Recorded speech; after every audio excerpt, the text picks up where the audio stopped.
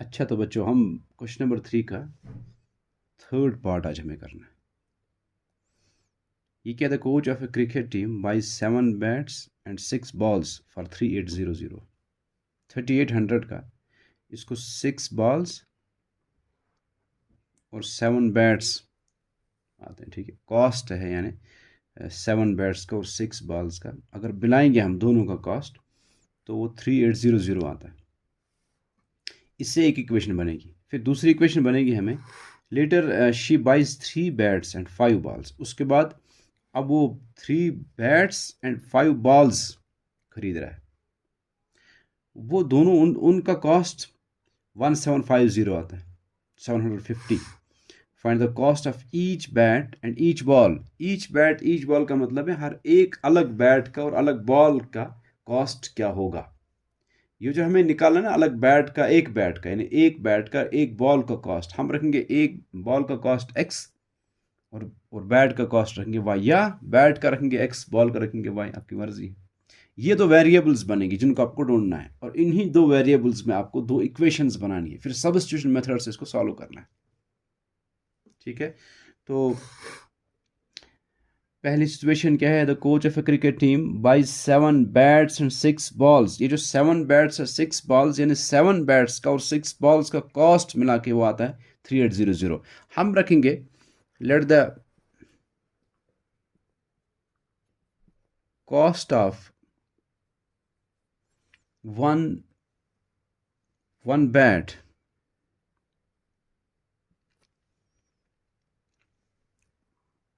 is equal to x। एक bat का cost अपने x रखा, and let the cost of one ball is equal to y। ये हमारे पास दो वेरिएबल्स आए।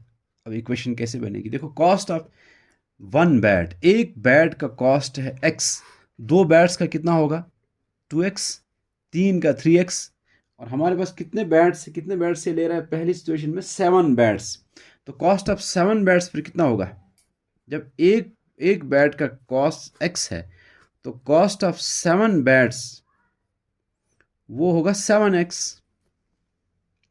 ठीक है, फिर ये ले रहा है उसके साथ साथ 6 बॉल्स, एक बॉल का कॉस्ट हमने y रखा है, तो कॉस्ट ऑफ 6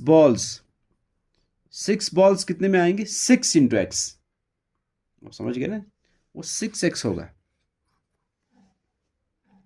ठीक है, यानी अगर एक बॉल आपको आती है 5 रुपए में, दो कितने में आएंगे 2 इंटू 5 10 में, ऐसे तीन कितने आएंगे 3। तो जो कॉस्ट होता है उसको नंबर से मल्टीप्लाई करते हैं। Cost of one bat x है और नंबर ऑफ बैट 7 है, आपको नंबर ऑफ बैट्स और कॉस्ट ऑफ वन बैट को मल्टीप्लाई करना है, वो 7x आता है।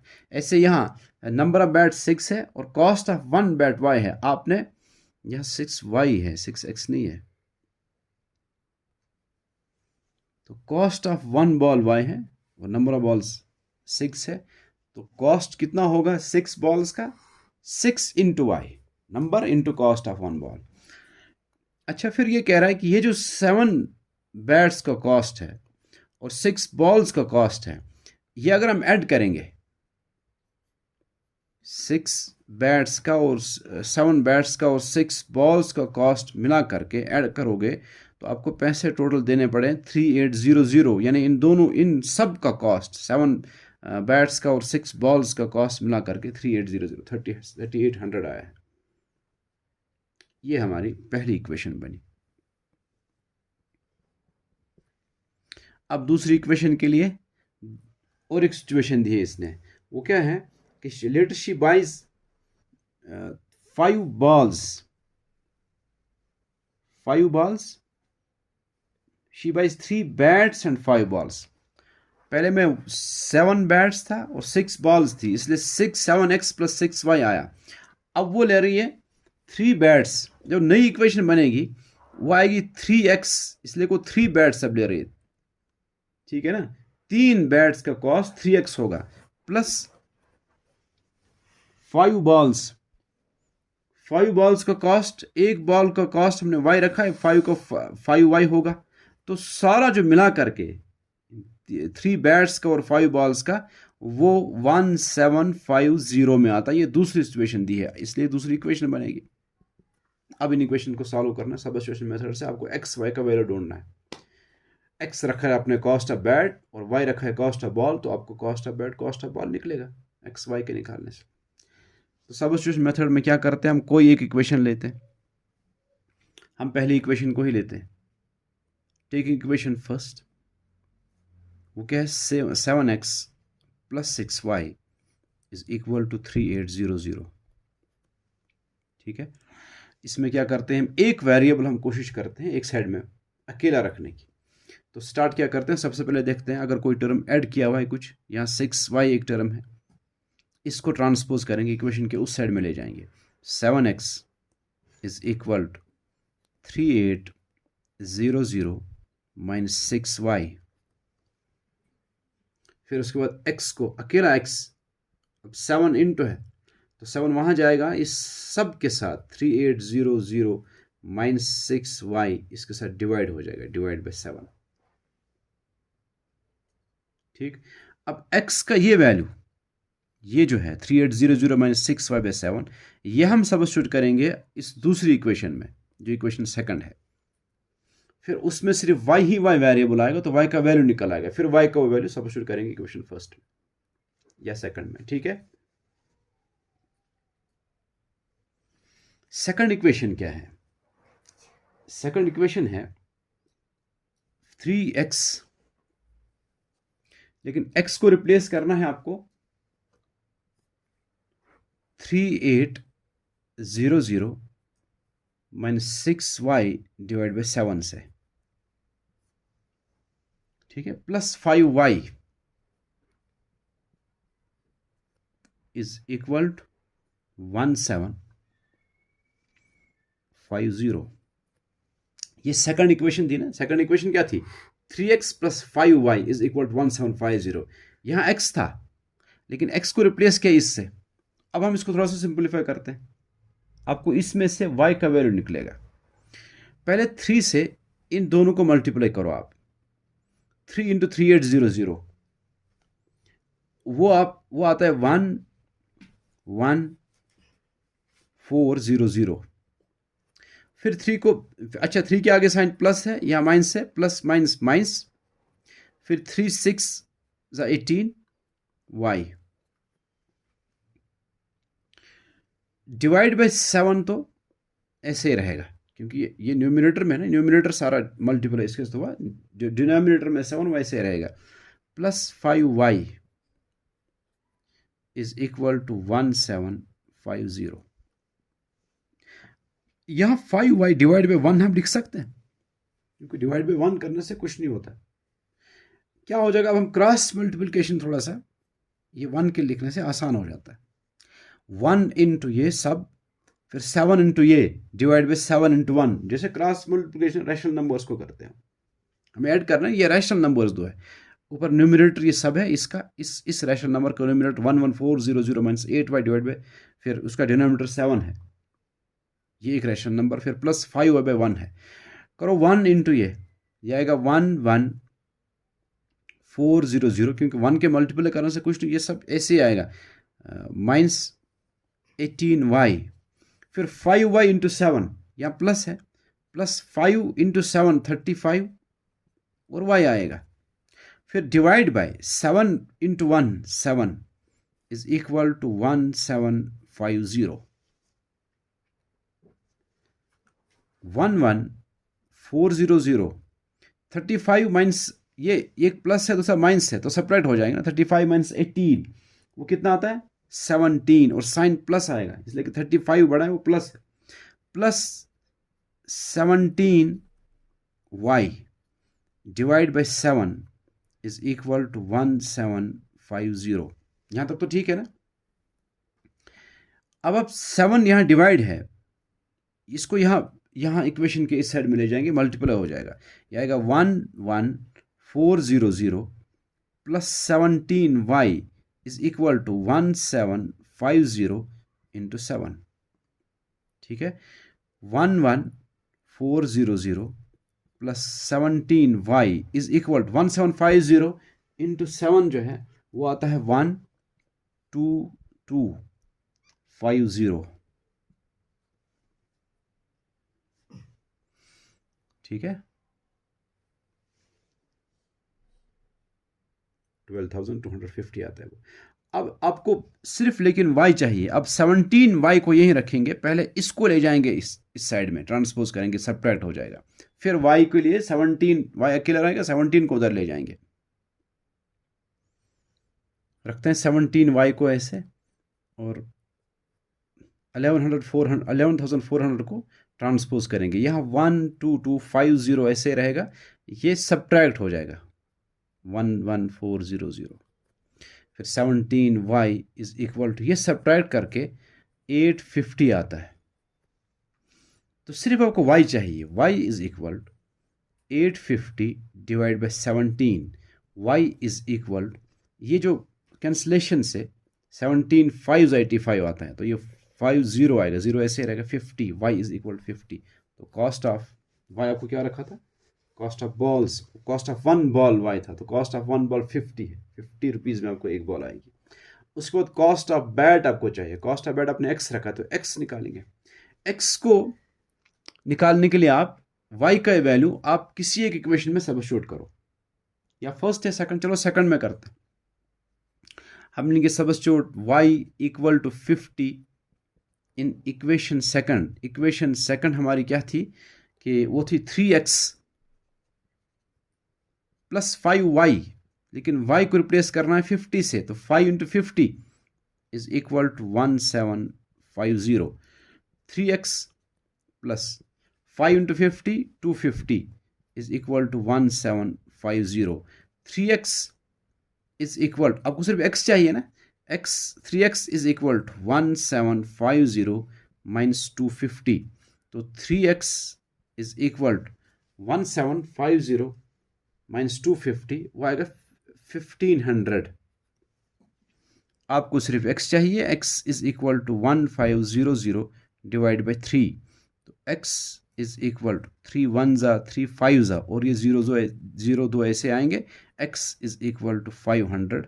तो कॉस्ट ऑफ वन बैट जो है वो 500 है, तो कॉस्ट ऑफ वन बॉल वो 50 है। बस पार्ट नंबर 4 है, the taxi charge in a city consist of a fixed charge together with the charge for the distance covered. For a distance of 10 km, the charge paid is 105, and for a journey of 15 km, the charge paid is 155. What are the fixed charges and the charge per kilometer? How much does a person have to pay for traveling a distance of 25 kilometers? ये असल में एक taxi, वो एक तो वो पहले एक फिक्स्ड चार्ज लेती है, कोई अमाउंट पहले वो लेती है फिक्स्ड, उसके बाद वो पर किलोमीटर लेती है। ठीक है ना, एक चार्ज, एक कोई पैसा, कोई अमाउंट वो कहती है ये तो फिक्स्ड है। फिर उसके बाद हम देखेंगे कितने किलोमीटर चलेंगे, पर किलोमीटर में कोई अमाउंट ले रहा हूँ, जैसे 20 रुपये या 30 रुपये या 10 रुपये कुछ लेता वो 1 किलोमीटर का। एक ही किलोमीटर को चलेगा। एक तो वो फिक्स्ड अमाउंट प्लस 1 किलोमीटर का चार्ज, अगर वो 10 ही है 10 प्लस ये फिक्स्ड चार्ज। आप समझ गए ना कि अगर वो फिक्स्ड चार्ज ले रहा है मान लो 5 रुपीज़, और 1 किलोमीटर का वो ले रहा है 10 रुपीज़, मान लेते हैं हम। अगर वो 1 ही किलोमीटर चला उसकी टैक्सी में, तो उसको 10 प्लस 5 देना है। अगर वो 2 किलोमीटर चला, 2 किलोमीटर का मतलब 1 किलोमीटर का तो 10 ले रहा है, 2 का वो 10 प्लस 10 20 लेगा, प्लस ये 5 तो 25 उससे लेगा। ठीक, ये तो हम एज्यूम कर रहे हैं। अगर ऐसा होता, हमें यही निकालना है इसमें कि आप बताओ फिक्स्ड चार्ज कितना लेता होगा और पर किलोमीटर कितना लेता होगा। उसने टोटल अमाउंट दिया है कि एक टैक्सी एक आदमी से 105, पहली सिचुएशन में 105 लेता है, वो 105 रुपीज़ लेता है। ये कहता है कि आप एक फिक्स्ड चार्ज कुछ वो लेता है, वो कितना होगा, फिर पर किलोमीटर कितना होगा। अगर वो चला है 10 किलोमीटर, वो आदमी उस टैक्सी में 10 किलोमीटर तक चला, ठीक, और उसको 105 देना पड़ा। ये कह रहा है फिक्स्ड चार्ज कितना होगा और पर किलोमीटर कितना होगा कि उसको तभी 105 देना पड़ रहा है। तो पता चला यहाँ दो वेरिएबल्स, एक वेरिएबल है फिक्स्ड चार्ज, वो भी हमें पता नहीं है, वो हमें निकालना है। तो एक वेरिएबल हमारा x, वो हम रखेंगे फिक्स्ड चार्ज को x, क्योंकि फिक्स्ड चार्ज भी पता करना है। पता चला कि वो भी एक वेरिएबल है, क्योंकि वो मालूम नहीं है हमें। दूसरा वेरिएबल हमारा होगा कि पर किलोमीटर क्या रेट है। पर किलोमीटर मतलब 1 किलोमीटर का वो कितना लेता होगा। तो चार्ज पर किलोमीटर हम उसको y रखते हैं। ठीक है, इससे हम इक्वेशन देख लेते हैं क्या बनेगी। समझ गए आप? तो क्या लिखते हैं हम, लेट द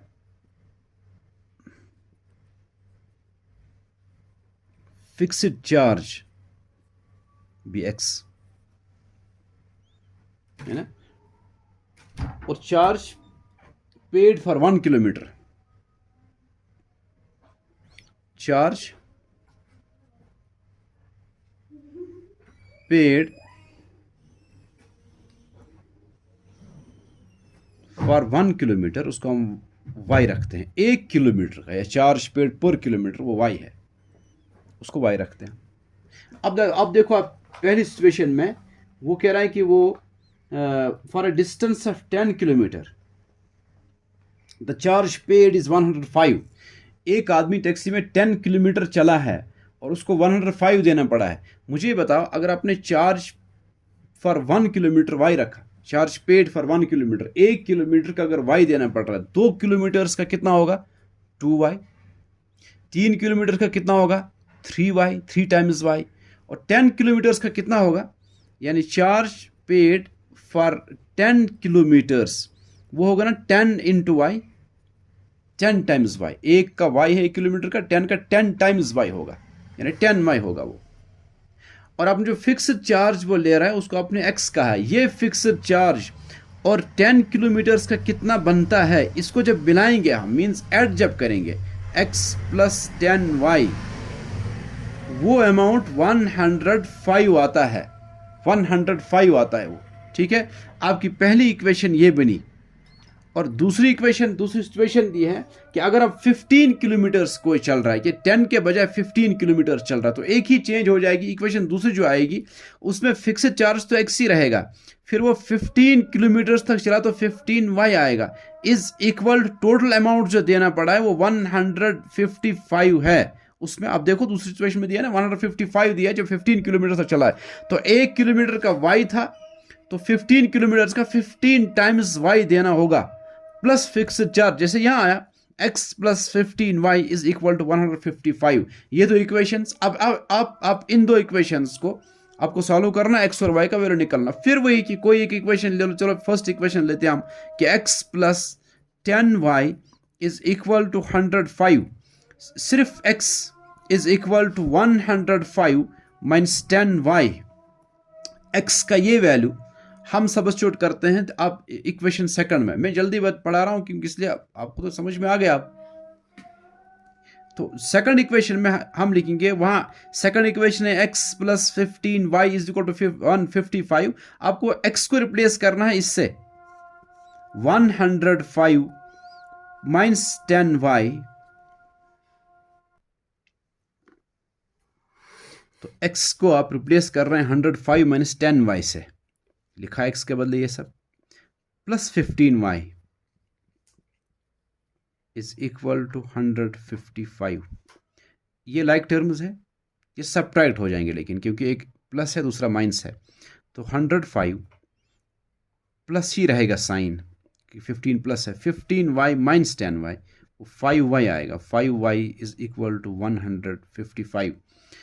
फिर सिर्फ 5y को यहां रखो, इसलिए कि आपको y निकालना है ना, y ढूंढ रहे हैं आप। 5y इज इक्वल 105 यहां ले जाएंगे, 155 माइनस 105। तो 5y यही रखा हमने, 155 माइनस 105 वो 50 आता है। y is equal 50 divide by 5। y is equal 5 1 जा 5 10 जा 50, तो y इज इक्वल टू 10। आपका y 10 आया। y 10 का मतलब पर किलोमीटर वो 10 रुपीज लेता है। ठीक है, अब आपको फिक्स्ड चार्ज यानी वो जो x आपने रखा है वो निकालना है। वो इस इक्वेशन में सब्स्टिट्यूट कर दो आप, पहली इक्वेशन में या सेकंड इक्वेशन में। आपको पहली जो इक्वेशन है x plus 10y is equal to 105, इसमें आप y का ये वैल्यू सब्स्टिट्यूट करो, y 10, वो सब इक्वेशन ऐसे आएगी, x प्लस 10 इंटू वाई था, लेकिन y को रिप्लेस कर रहे हैं 10 से, into 10 is equal to 105, x plus 10 into 10 100 is equal to 105, x is equal, सिर्फ x 100 को वहां ट्रांसपोज करो, 105 minus 100, x is equal to 5,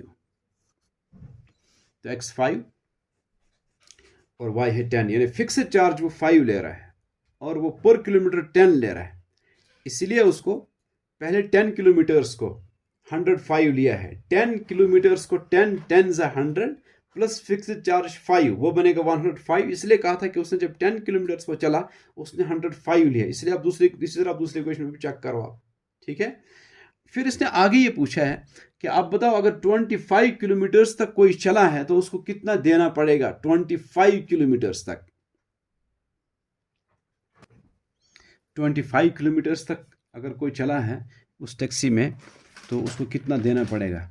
देखो फिक्स्ड चार्ज है x प्लस 25, हमने पर किलोमीटर जो चार्ज रखा है वो y रखा है, तो 25 किलोमीटर्स तक जब वो चलेगा तो उसको 25 टाइम्स y आएगा, फिक्स्ड चार्ज प्लस 25y, आप समझ गए ना, 1 किलोमीटर का तो y ले रहा है ना, अब वो 25 किलोमीटर्स तक चला है तो 25 किलोमीटर्स तक वो कितना लेगा, उसको 25 times y, 25 into y, plus वो फिक्स्ड चार्ज जो वो पहले ले रहा है, ये तो वो 25 किलोमीटर्स का लेगा उसको, प्लस फिक्स्ड चार्ज x लेगा ना, वो कितना आएगा, x आपका 5 आया है, वो 5 आया ना x, प्लस 25 इंटू वाई आपने निकाला 10, क्योंकि वो पर किलोमीटर अब 10 निकाल रहा है क्योंकि आपने वो कैलकुलेट किया है, तो 5 प्लस 25 इंटू 10 वो 250 आएगा, तो 5 प्लस 250 255, तो 25 किलोमीटर्स का उसको 255 देना पड़ेगा।